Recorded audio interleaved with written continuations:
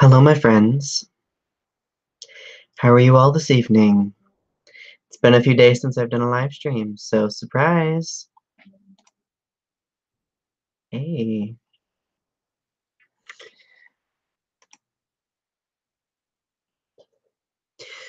Hopefully a few people turn in. I know it's a little bit earlier than I normally do them. I wanted to talk about this while it's fresh in my mind, so if you end up tuning in halfway through the live stream, do not fret. Obviously, you'll be able to watch the remainder of it after it is finished and uploaded and processed. So anyway, hello, my friends. How are you? I hope you're doing well.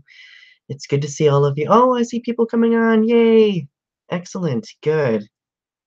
Good, because we're going to have, my friends, we're going to have a really good conversation tonight. We are. We're going to have a really good one tonight. Hi, Olivia. It's good to see you. Hope you're doing well. I am keeping an eye on the chat box, so if you do want to type something to me, I will be able to read it. So, this past week for me has been very, very eventful. I've had my ups and downs. I've had moments where I've been super depressed. I've had moments where I felt really amazing. But ultimately, one particular event has made this past week very difficult, let's just say. Hi, Ray Toro, and hi, Akana. Akana, your name was it Ken? Ken? Correct me if I'm wrong. I think it was Ken, but I have a really bad memory when it comes to names. Um, so, hey, Tiffany. It's good to see you guys. Thank you for being here with me. Thank you. So, yay, I had it right. It was Ken. Epic win for me. That would have been super awkward if I didn't have it right. And if I didn't have it right, I, of course, would have sincerely apologized. Karth, how are you? It's good to see you, my friend. Okay, so you all know that, I mean, especially based on the title of this video, you all know that there has been a lot going on in the world of politics, as there usually is, and lately there have been a lot of student walkouts and um, protests and marches with regard to the whole conversation about gun violence because, I mean, a lot of this was set in motion by the Parkland, Florida shooting. Granted, I would argue that this was set in motion a long, long time ago, say like back when Columbine happened, which was, if I remember correctly, about 20 years ago now. But I've been extremely moved by all of these different marches because it's an example of how, like, most older generations look at youth and basically tell younger kids that they really are lazy and never contribute anything politically to anything, and now they actually are, and I think that's unbelievably powerful.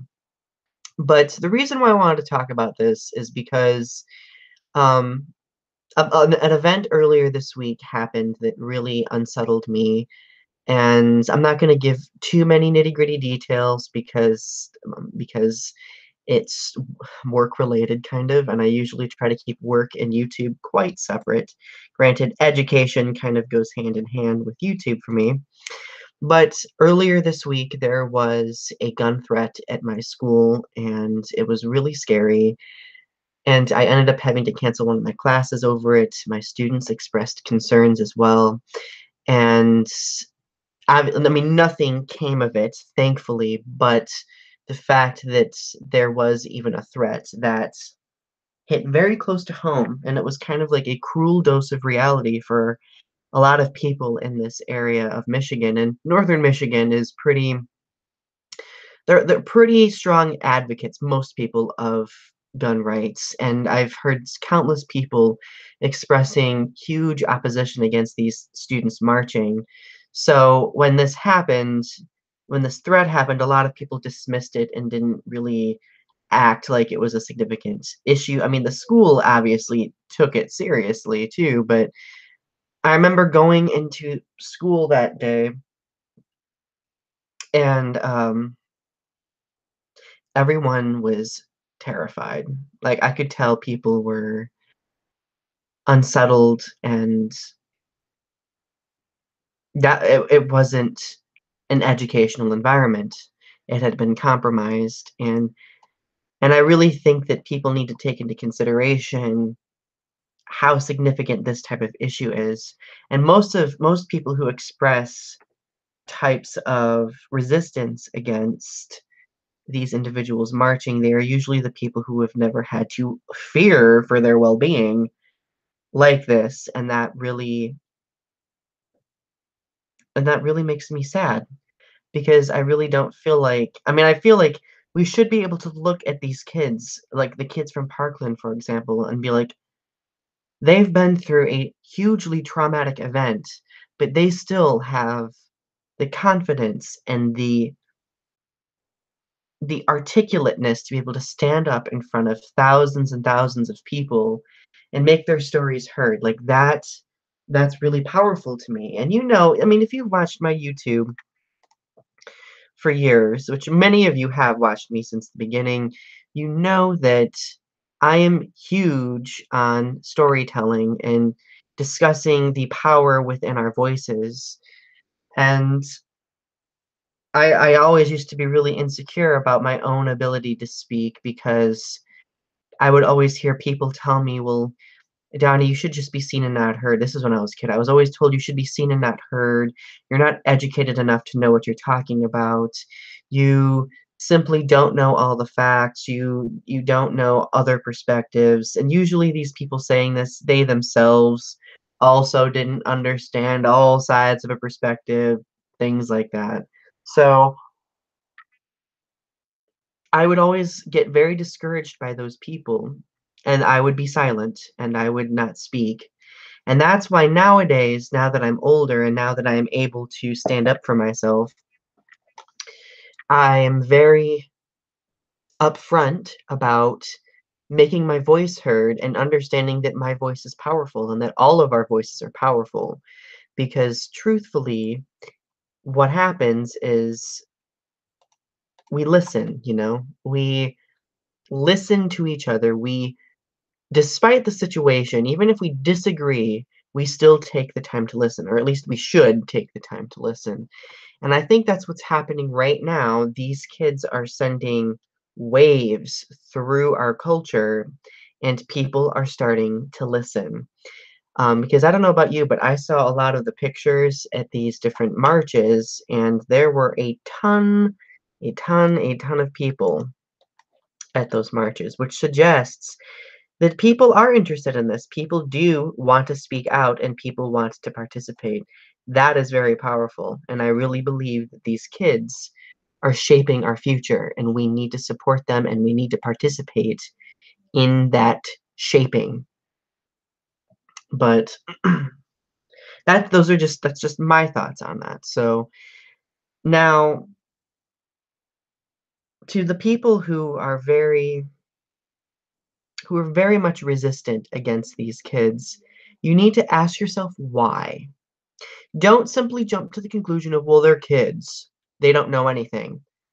No. Like many of them are teenagers. They know how to speak for themselves. They're educated. And in fact, I think it's a clearer mark of lack of education when a person is more eager to ignore someone than actually listen to someone else. We need to actively listen because we may benefit from that experience. We may learn something crucial. Thank you, Olivia. I appreciate it. It's people everywhere throughout the country who are marching.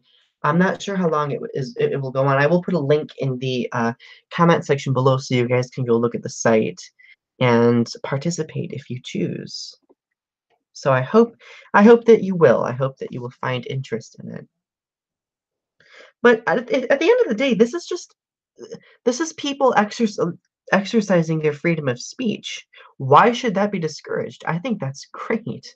And it kind of helps me feel a little bit more hope for all of us knowing that our kids are mobilizing and trying to create some sort of change through voicing their concerns like this.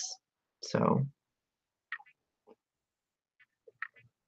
but we also have to think of the consequences, especially the people who are resistant against, sorry, I didn't mean to get super close to the camera. The people who are very resistant against these kids speaking out need to think about the consequences their words may have. Remember, and I've said this in recent videos and countless videos over time, adults set the example. And I don't think this example that we've set has been very effective. When we sit there and tell them that they should just be silent and that their opinion doesn't matter and that their stance is flawed, that is going to irreparably damage people because it's going to make them not want to actively voice themselves. So why do that? You know, does that make sense? So, but anyway, I hope I'm not boring you. I noticed that not as many people are watching. Oh, I know, Donny and his politics. Oh well, but these are things that need to be talked about. You know, it's really funny. I'm always being told by countless people that, Donny, you get too political. Donny, you talk about things that are far too controversial. And whenever I hear people say that, like whenever I did hear that, I would always get very discouraged. I would always be quick to I would be very quick to change my message. I would be very quick to say, edit edit my words in order to not seem controversial. But now when people say that to me, now when people are like, Donny, you're being too controversial, you're making me uncomfortable, I'm like, good, good, very good. That is a start. I think people need to be made uncomfortable before they actually start thinking things from different perspectives. I know I've had to be made uncomfortable many times in order to look at things from different perspectives. I love to be made uncomfortable in a debate because if somebody brings up a point that I've not considered, they could potentially prove me wrong. That means I need to reassess my mentality about something. And that means I need to start learning this other perspective so I can begin to change my own perspective and become more inclusive with what I'm trying to talk about. So I understand that sometimes what I talk about makes people uncomfortable, but that lack of comfort is necessary. I'm not here on YouTube to make I'm not here to make people laugh all the time. I'm not here to gloss over topics. I am here to be completely honest. And I frankly think that we need more of that, especially here on YouTube. Like, I will give you an example. I was looking through the trending tab on the YouTube main page because I wanted to see if there was any type of, uh, any type of March for Our Lives videos trending, right? I didn't find a single one. Do you know what was trending? Let me go look. Let me go look in the trending tab for you so I can relay it to you. I didn't find a single one. Oh dear. I just like activated my own voice. Sorry about that. So, every Pixar movie reviewed, 10 words or less. Giant ice block versus trampoline. YouTubers react to try to watch this without laughing or grinning, number 14. Let's see. Pentatonics, attention. John Cena gets a prom surprise. Uh, Still scrolling, not seeing anything at all that's related to this march. So that suggests to me that YouTube needs more of this honesty instead of all of this oversaturated humor. I think humor is great, but when we use humor so much, we tend to overshadow the things that need to be talked about. And I'm no longer that person. I'm not afraid to talk about things like this. So yeah.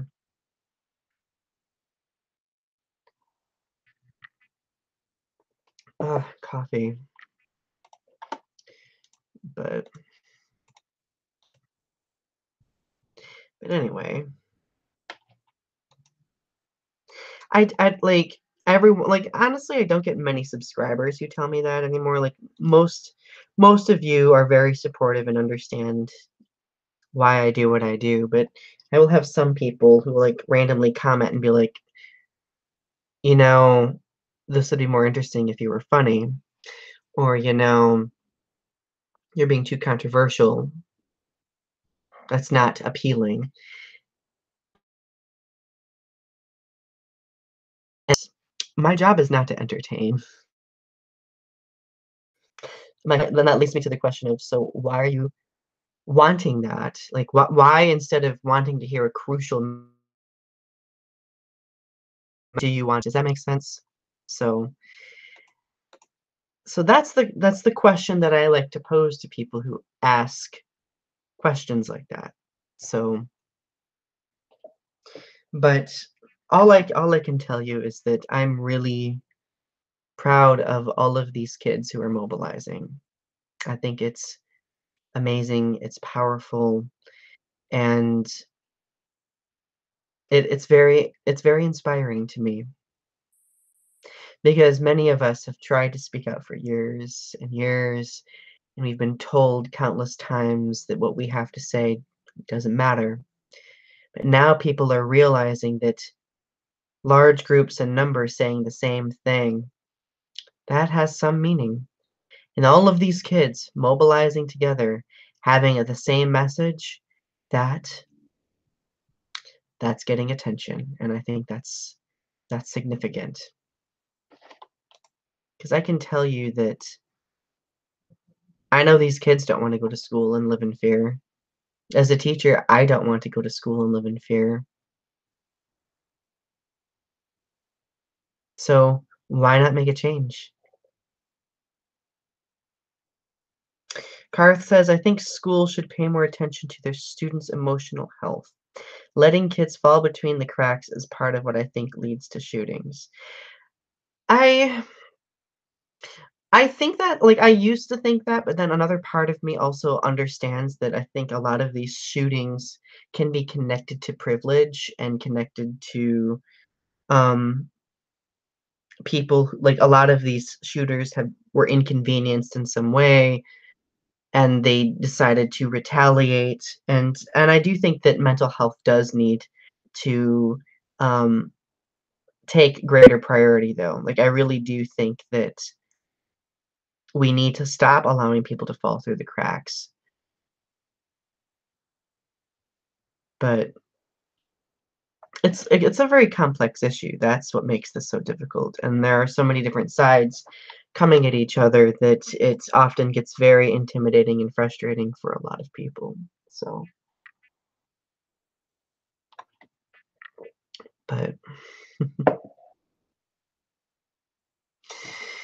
anyway, so do you guys have any questions for me? I'm not going to be on too super long. Just wanted to reflect on this a little bit. It's a very significant point in history, I think, and it's something that we should for sure acknowledge as being something that significant. Yes, a lot of it does seem to be racial, for sure. Well, hello there, buttons and rubbish. Hello, hello. I don't know why I'm talking that way. My coffee's kicking in, that's my excuse. It's good to see you guys. Oh, I normally don't have this many pauses, but I've pretty much said all that I have said. So, well, I'm probably gonna wrap things up here in just a couple minutes. But I do want you guys to know that I will be coming out with another video probably Monday, I'm saying. Tomorrow I'm gonna spend most of my day working on school stuff, so um, another episode of Confessions Over Coffee is coming up very soon. I just did an episode of Gay Relationship Struggles. If you have not watched that, at the end of this video, I will have like a couple annotations that'll take you to that. Also, um, if you haven't yet, I would appreciate you subscribing to my channel. If you really do enjoy listening to me blab endlessly, I would really appreciate the subscription. Every small thing that you do helps my YouTube. If you've watched me for a long period of time, you know that recently I lost my partnership and it's been kind of a struggle. However, I've been managing and I still love doing what I do regardless if I have the partnership or not. So, if you want to continue supporting me, the best way is by simply interacting with me here, whether it be a subscription, a comment, a like, a share, anything like that.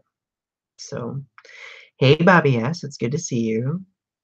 Olivia, I also hope that we could get Cindy to come on streams. I miss my Cindy. I love you too, Tiffany. Buttons and Rubbish asks, any more music on the horizon? I've been working on a few pieces. I'm waiting more so towards summer break, so I actually have extended periods of time to work on those pieces. Because during the school year, I don't have that much time. So, oh, Ray Toro, thank you. Ray Toro says I really like listening to your talks. It really makes me think. That is awesome. I appreciate that. That is my goal, actually. So. Anyway, thank you guys for tuning in. I love you all, and I will see you around Monday. All right. You guys have a good night. Mwah.